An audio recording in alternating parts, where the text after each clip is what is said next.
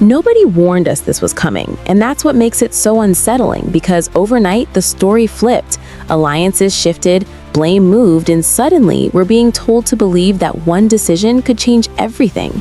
But when you slow it down and really listen, something feels off. Because this isn't just about land or money, it's about pressure, silence, and who actually holds the power. And once you see it, you can't unsee it. This story did not unfold gently. It crashed into the room and demanded attention. And the reason it feels so unsettling is because nothing about it followed the rhythm we were trained to expect. One minute, the family tension existed, but it was familiar, manageable, almost predictable. And the next minute, a new narrative appeared, fully formed, insisting that alliances had shifted, motives had changed, and decisions were already in motion, and the audience was expected to accept all of it without hesitation, without questions, and without context.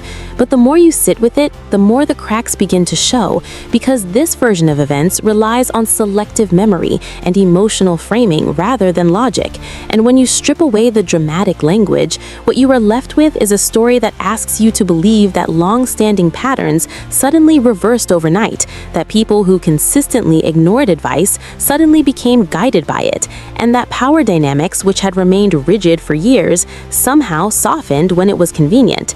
And that is where suspicion creeps in, because history matters, patterns matter, and behavior repeated over time tells a clearer truth than any single explanation offered under pressure. And when Cody positions Janelle as the driving force, the advisor, the one pushing urgency, it sounds less like accountability and more like deflection, because the same voice he claims to trust now is the same voice he dismissed when it challenged his desires, when it warned against risky decisions, when it asked for fairness and inclusion. And that inconsistency is not accidental. It is strategic because it allows responsibility to be shared when outcomes are unpopular, while control remains firmly in place. And the more this narrative is repeated, the clearer it becomes that it is designed to soften perception, to create confusion, and to redirect frustration away from the person who benefits most from the outcome, and toward those who are easiest to question. And that is why Mary becomes central to the tension, because resistance disrupts momentum, and momentum is essential when pressure is the tool being used. And what makes this especially troubling is the way urgency is emphasized without explanation. Deadlines are mentioned without detail, consequences are implied without clarity, and documents are referenced without transparency. And in any situation where decisions carry long-term consequences, that combination should immediately raise concern, because people acting in good faith do not fear explanation, they welcome it. They do not rush signatures, they encourage understanding, and they do not require silence in exchange for resolution. And yet, silence appears again and again in this story, hovering just beneath the surface, implied rather than stated, framed as closure rather than constraint. And that is where the emotional manipulation becomes most apparent, because silence is being sold as peace, finality, and fairness, when in reality, silence often benefits only one side, the side with more power, more resources, and more control over the narrative. And when you consider the history of financial entanglement, shared investments, blurred boundaries, and shifting promises, the idea that everything could be resolved cleanly with a single agreement feels unrealistic, because nothing about this situation has ever been clean. And that is not an insult. It is an observation built on years of complexity, shared assets, and informal arrangements that were sustained by trust rather than structure. And when trust erodes, structure becomes essential. And yet structure is precisely what seems to be avoided here, replaced instead by urgency, emotional appeal, and the suggestion that compliance is the only reasonable path forward. And that framing is dangerous because it punishes caution and rewards haste. And when Mary hesitates, when she asks questions, when she refuses to sign without full clarity, she is framed as obstructive, as difficult, as the reason everyone else is stressed. And that tactic is effective because it shifts focus away from what she is being asked to do and onto how she's reacting to it. And once that shift occurs, the real issue disappears from view. Because instead of asking, what are these documents, what do they do, and who do they protect, the audience is encouraged to ask, Why is she not cooperating?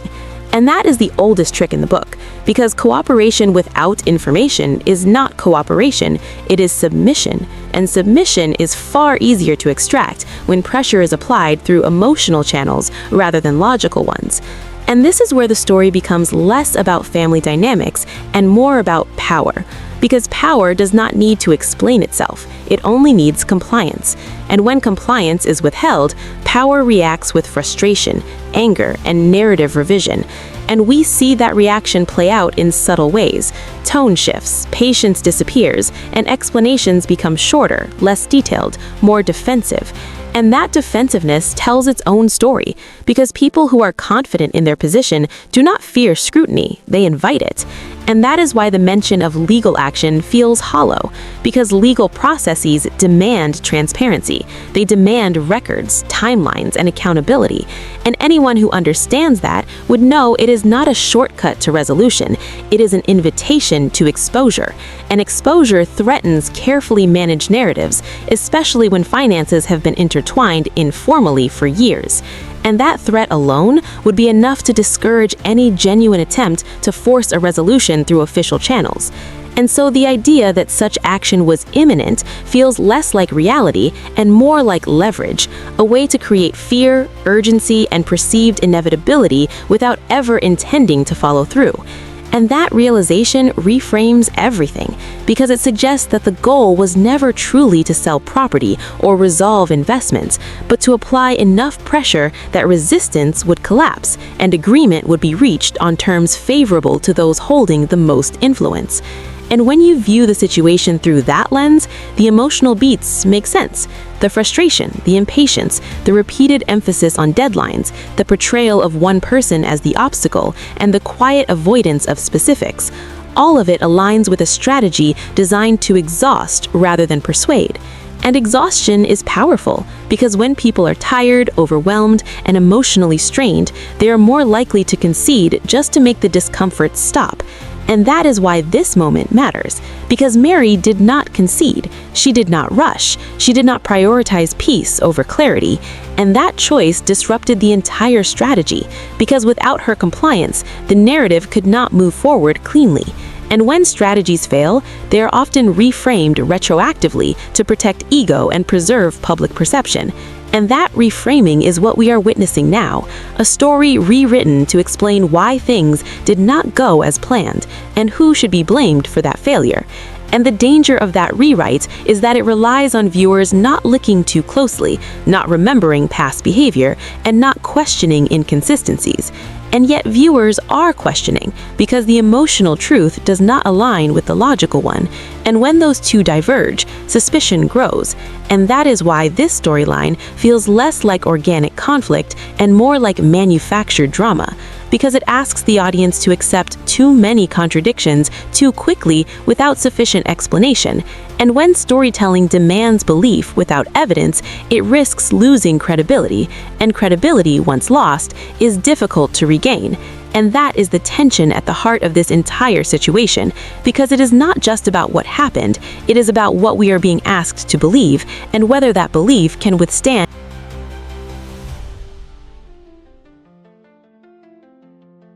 As the narrative continues to unfold, the pressure intensifies, not because new facts are revealed, but because the same claims are repeated with greater urgency, as if volume alone can replace substance.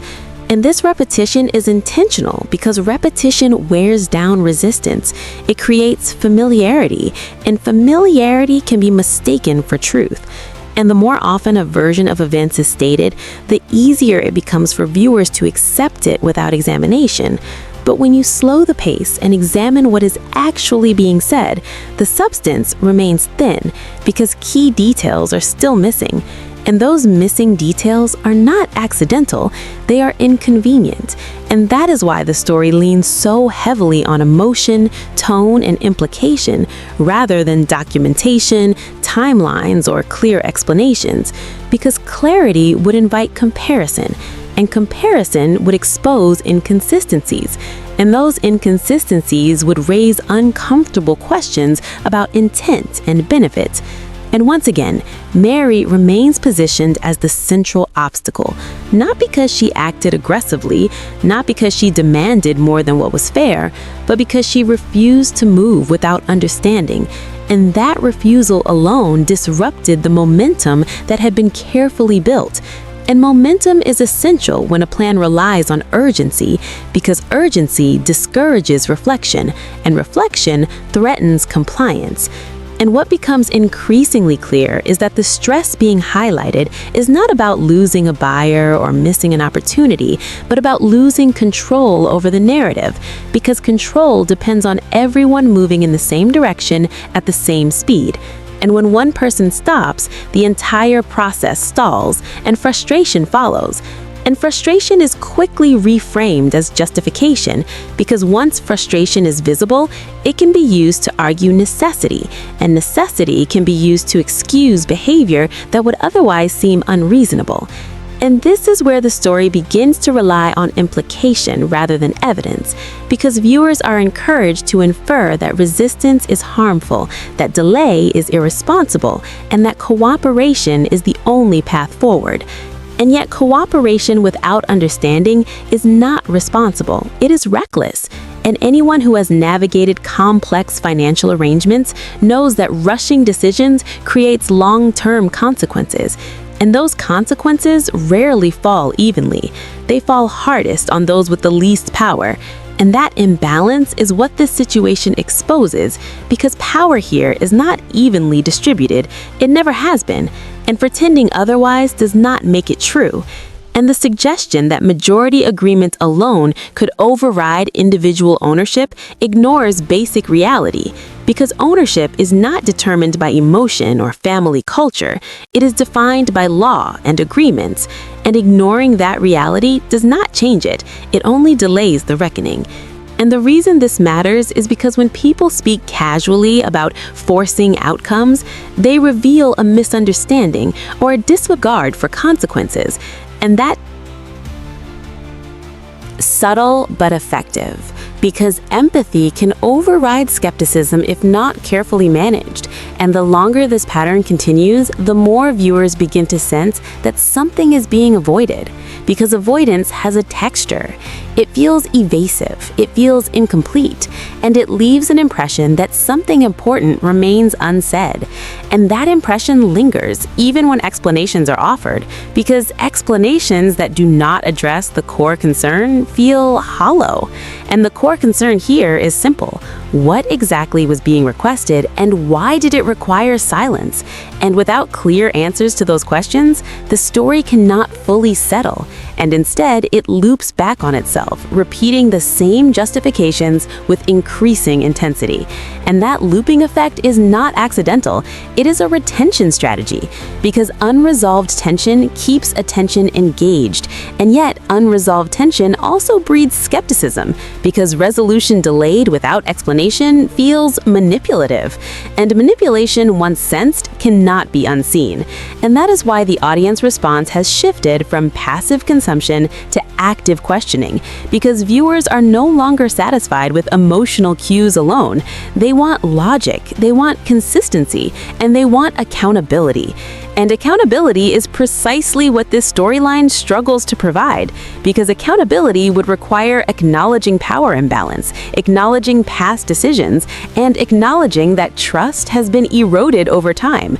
And rebuilding trust requires transparency, patience, and respect, none of which can be rushed. And yet, rushing remains the dominant theme, and that contradiction sits at the heart of the discomfort, because trust and urgency rarely coexist, and when they are forced together, one of them suffers. And in this case, it is trust.